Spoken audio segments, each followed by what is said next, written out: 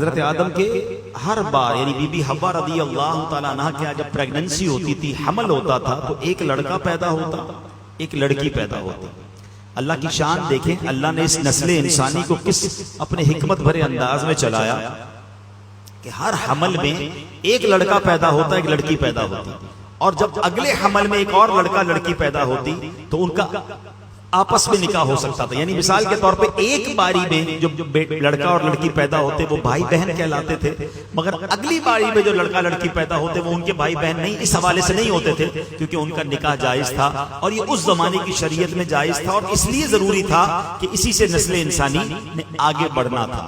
اب اللہ کی شان دیکھیں کہ حضرت آدم علیہ السلام کے جو دو بیٹے تھے، قابیل اور حابیل۔ پہلے قابیل پیدا ہوتا ہے۔ اچھا، قابیل کے ساتھ معاملہ یہ تھا کہ اس کے ساتھ جو لڑکی پیدا ہوئی اس کا نام جو تھا وہ اکلیما تھا، وہ بڑی خوبصورت تھی۔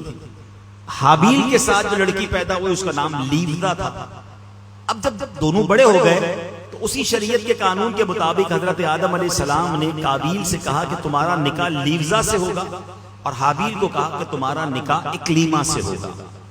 قابیل کہتا ہے نہیں، میرا نکاح تو اکلیما سے ہونا چاہیے۔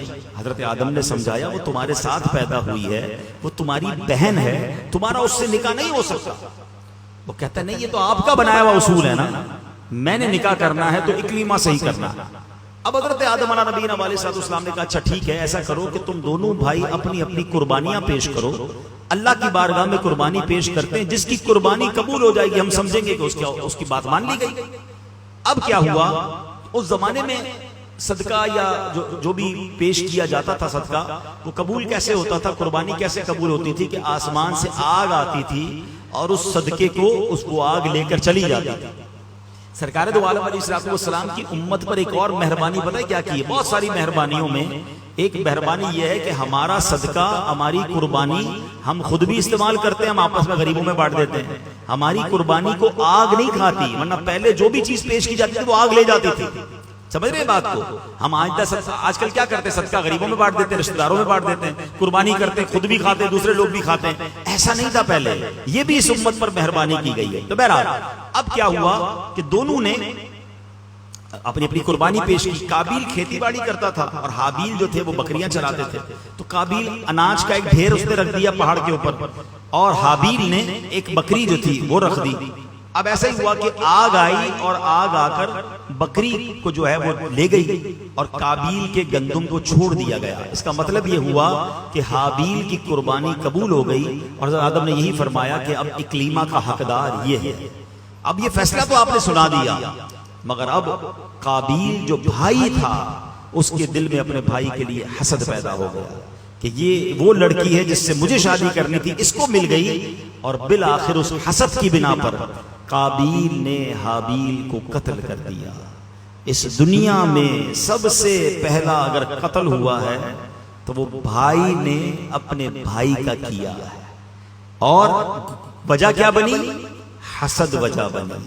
حسد کیوں ہوا؟ ایک عورت کی وجہ سے ہوا۔ اس سب باتوں کو سمجھنا ہے۔ ایک بندہ جو ہے مردود ہو گیا تکبر کی وجہ سے، حسد کی وجہ سے۔ دوسرا بھائی نے بھائی کو قتل کیا حسد کی وجہ سے اور عورت کی وجہ سے۔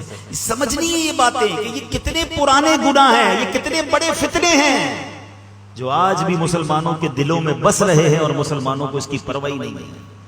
حدیث پاک کا مضمون ملتا ہے کہ جب تک دنیا میں کوئی بھی قتل ناحق کیا جائے گا اس کا گناہ جو ہے قتل کرنے والے کو تو ملے گا ہی، قابیل کو بھی ملے گا، کیونکہ اس نے یہ طریقہ ایجاد کیا۔